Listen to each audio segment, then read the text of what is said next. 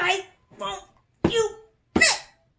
Oh, hey, so I kind of do this thing where I spend hella lots of money to go on expensive vacations, and here's how I do it. But first, theme music.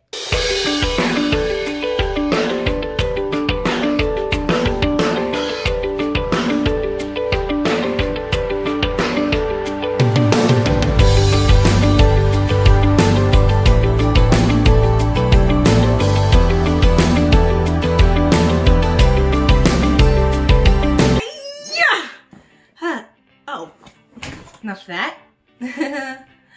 Wait, actually, I think I'm gonna do a video on how to get everything you're possibly gonna need in one bag on any vacation. Sounds like it probably wouldn't work, but trust me, I made it work on a Frontier flight. Well, let's get started. Step 1, budgeting. So, I start any vacation with $2,500. And wait, I know that's a lot. But let me break it down for you and explain.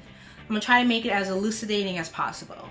Now, I started with $2,500, but that number can always go up or down, depending on your flight. If you wanna get a rental, you wanna use Uber, how much food you're gonna buy, things like that. Even activities or how many days you actually wanna stay on vacation.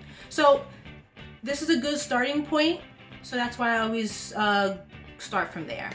Now, I understand some people's gonna say, well, I got kids, I got a husband, I got wife, I gotta take care of my cousin Ray Ray, or whatever it is that you want. You can still get it done. Just let me break it down for you and prove to you that you can go on vacation. For example, let's pick September. It's the new year. Let's say you start this January 1st. It's only been 1 week, guys. You can catch up. So let's say you want to go on another vacation in September. I don't know, Bahamas, Miami, Europe, whatever you want. Bermuda Triangle, who knows? Whatever you want to go. So pretty much what you do, you start with $2,500 and then you divide that by 8 months. The reason why I say 8, not 9, because you want to try to get the money as soon as possible, so that last month, the month you're going, September, you still have time to catch up if you're maybe $100 or $2 behind or whatever that is. So, and you could also save extra for another couple of days or couple of weeks as well. So that's always good to have a little extra or something. $2,500 divided by 8 months, that comes out to $312.50.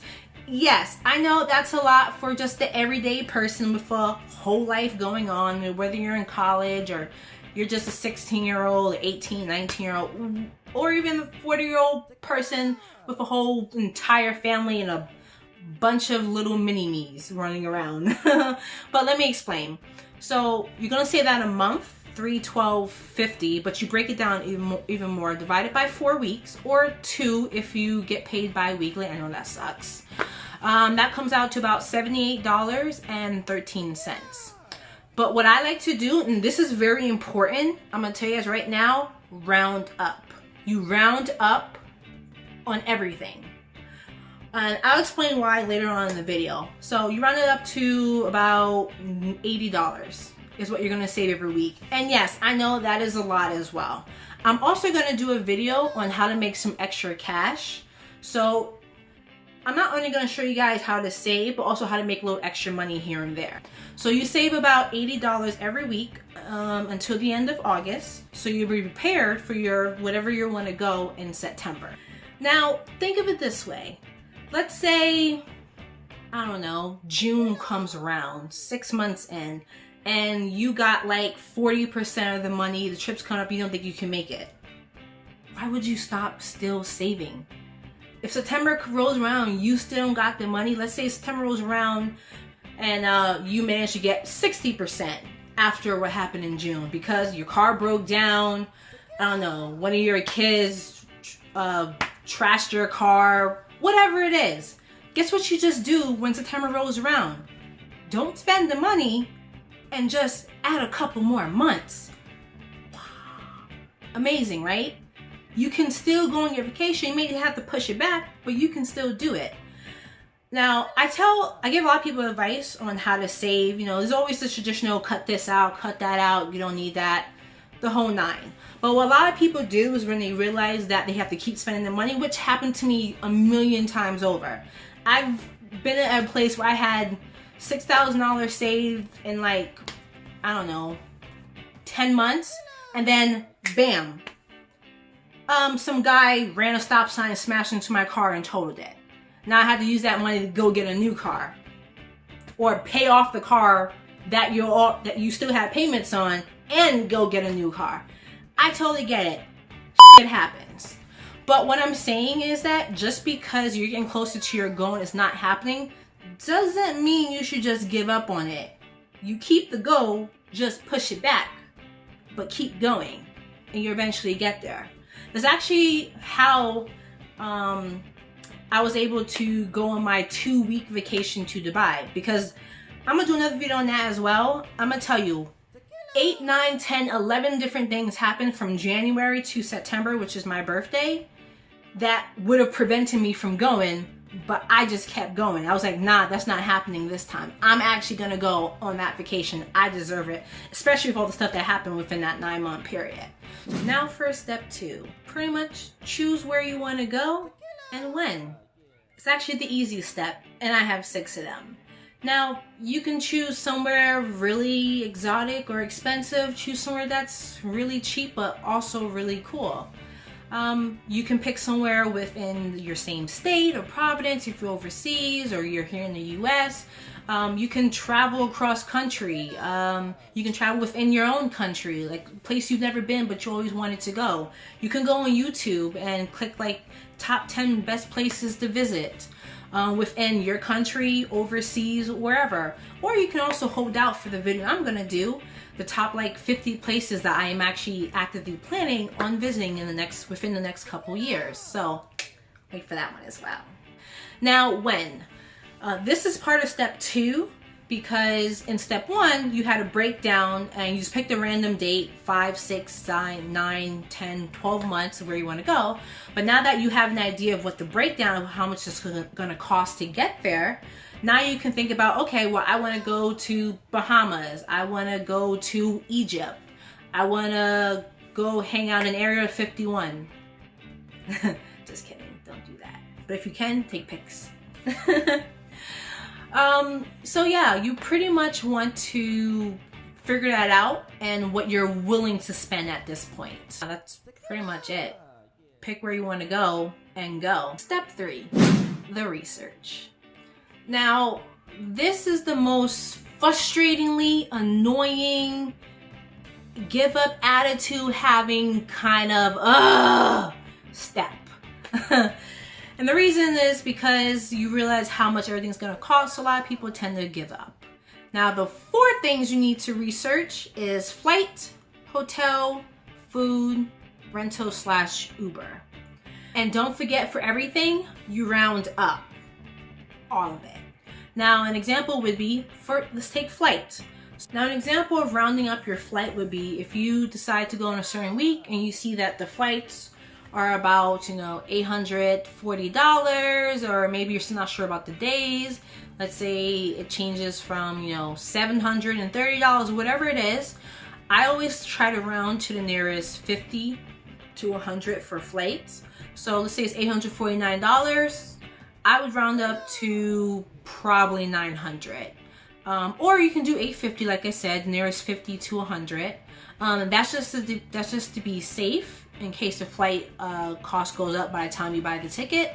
And also, you're gonna need that extra money, and I'll explain a little bit later why you're gonna need that money during your trip. The next thing that you need to definitely round up on is hotels, because as we all know, those prices are constantly changing all the time. Now, what I would recommend is getting like a medium number. So look at several hotels within the area that you plan on either having most of your activities in, or maybe you prefer to spend a little bit more to have a hotel near your airport that you'll be flying in on. So either one is fine. It depends on you and how much you're willing to spend and cost and all that. Now, let's say, for example, it's like $34 a night. I would recommend rounding up to like $40 just in case. If that's like most hotels in the area. Same thing, if most hotels in the area were like $87, I would round up to $90 or $100. And again, rounding up is always good because you're gonna want extra money, like just in case money. So that's what the roundup money is for, or at least a portion of it. Now, another thing is you need to think about is rentals. Do you want a rental for a couple of days, or do you actually want to just use Uber and Lyft? So definitely Google and make sure that the country, city, town, province, whatever it is that you're going, they actually have that services. Because sometimes within a country, there could be certain cities that have it, other cities that don't, and they could be right next to each other. That's what happened to me in Dubai. I went to Dubai and Abu Dhabi. Technically, they're two, it's all within the UAE, United Arab Emirates, and they're like an hour and a half-ish drive away from each other. But everyone who goes to Dubai tends to end up in Abu Dhabi as well, so they kind of go hand in hand. They had Uber in Dubai, but they didn't have it in Abu Dhabi. They used to, but there was a contract, whatever fell through, and now they have Kareem, which is like, I guess, the Arabic version of it. I don't know. It was fine. Now, the next thing you need to do is think about food. And again, round up. I don't know how many times I can say it. Just round up on everything. Now, you make an educational guess on how much money you think you're going to be spending on food on a daily basis. Now, me, when I go out to eat, I try to spend an average of $10 to $15 max. That's usually my range when I go out to eat. I try to spend more than that unless I'm feeling myself. Then I'll go like, $25, $30 range. I've never done 50 though. Maybe one day. I expect to spend about $30, so that's for 2 meals, because your hotel might have breakfast, or maybe you're coming home late every night when you're on vacation, so you just want to grab some fast food or some quick $10 meal, $5 meal, and then go to bed. So I always pick $30, and depending on the country, if there's a lot of restaurants, I'm GPSing it on Google, and I'm seeing, whoa, there's actually a lot of restaurants, I like the menus. Definitely look all that up, because you don't want to show up there thinking, oh wow, plan on just doing quick, easy, fast food because you want to spend all your money on activities. Then you realize there's amazing restaurants, they might be a little fancier, and you definitely want to have the opportunity to go there and do those things as well. So just like Google the area, see what food they have, restaurants. At least try to have one nice night out. I would recommend that. Just so you can really immerse yourself in the culture or whatever, something like that. Yeah, so definitely go ahead and do that round up on everything. And now for step 4. How many days you're willing to turn up? And I'm being dead serious, because how many days you choose changes the cost of hotel, car rental / Uber, and food you're gonna spend. So what I like to do personally is do 10 days minimum and nights, just to clarify. I like to do 10 days and 10 nights. But what I would recommend for anyone who goes on vacation, do at least 5 days minimum. But if you really can't stretch it, I would say 3 days and nights. But I recommend doing 5 days and 5 nights, because that really allows you to do a lot of things. Because you don't want to spend all this money for just like 1, 2, or 3 days somewhere that could be really cool, when you could spend 5 days and actually do everything you want to do, and then have no longing regrets thinking, oh man, I went there and I didn't get to do this, I didn't get to do that. So that's why I recommend that. But I like to do 10 days minimum. But I recommend for everyone else who may be strapped for cash, do at least 5 days and nights to get the full effect of where you're going. Step 5, activities! I love this step, because this is what you all been waiting for. What the hell are you gonna do in this other country, or state, province, city, town, township, whatever? Now, I would like to advise everyone to be careful, because you don't want to go through a whole list of stuff thinking, I'm going to do this, I'm going to do this, I'm going to do that, I'm going to do that. And then when you look at the price for everything, it's like $200 for every single one of those activities. And you're like, oh, well, I'm not going on vacation then. Don't do that. What I like to do is I have an automatic starting price at $100. So I like to say if I'm going on vacation for 10 days, that's $100 a day. Same thing if you're going on vacation for 5 days, $100 each and every single day. That's $500 for activities. So that way it helps you narrow it down as you're looking through your list. Like, oh, this activity, I want to do this, but it's $300. You're thinking, you know what? It's not that much fun. That's why I say that. So you have a starting price already thought of. The same thing for step one when you think of $2,500 to begin with. So think about it that way. If you spend $500 on activities, that means $2,000 for everything else. So depending on how much you're spending for hotel, car rental, all that stuff, depends on how many activities you can actually do or you're willing to do. I personally love doing activities that like get my adrenaline pumping. Like I've been indoor skydiving, I've done zip lining over like an entire city, over buildings and like mini lakes, just over that. That was amazing. I've done like underwater sub scooter thing where I got this tank on my head and I'm going underwater. I can't swim, y'all. And I'm sitting on this little scooter and I'm like pedaling along under the sea. And this year I plan on doing Bahamas and Aruba, and I'm gonna do like the Flamingo Beach and the Pig Beach. Just like think of really amazing things that's great for the gram, because we all know if you ain't got the pics and videos, it ain't happen. Okay? But yeah, this should be the most fun part. This should be where everything's starting to come together and you get to more excited, get to more motivated, to actually push yourself to the limit and actually get it done. Finally, step 6. Simply add it all up. Point blank. What you need to do, keeping track of all the numbers you've been doing this entire time from steps 1 through 5, and then you just add it all up on step 6, and don't forget, say it with me guys, round it up. Just round it all up again. Now, the reason why I've been saying round it up again throughout this entire segment is pretty much that's your emergency money now. That's also the money you're gonna use for souvenirs if you do that sort of thing, or if you usually don't get souvenirs because you can't really afford it because the trip is expensive in itself. That's why you round it all up, because now you're not thinking, okay, now I need extra money just in case money we get stuck, something happens, or who knows, maybe you'll get there and there'll be another activity that you even found online. Now you want to do it, but you don't got the extra money because it wasn't in your budget. That's why you round everything up, because that happened to me as well when I was in Dubai. There was activities that I never even found on any of the websites because I guess it's not as popular, but it was really amazing, let me tell you.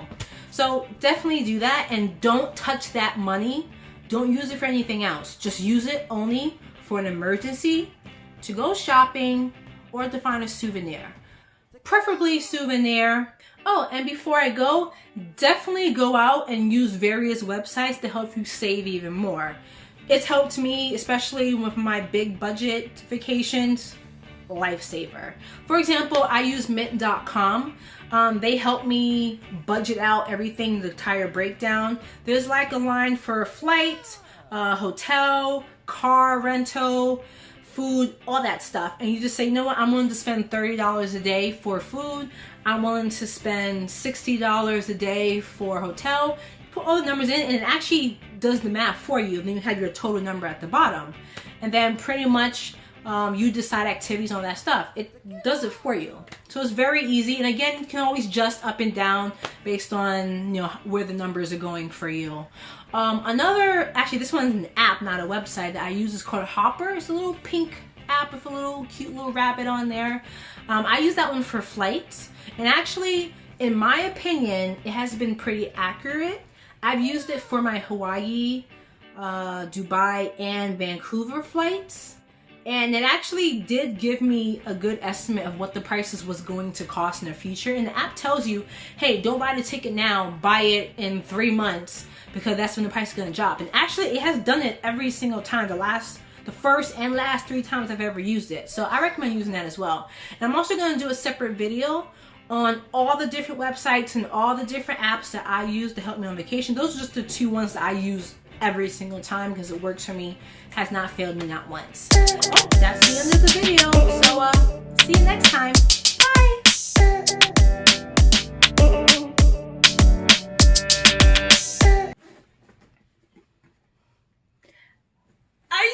Yeah. Oh, enough of that.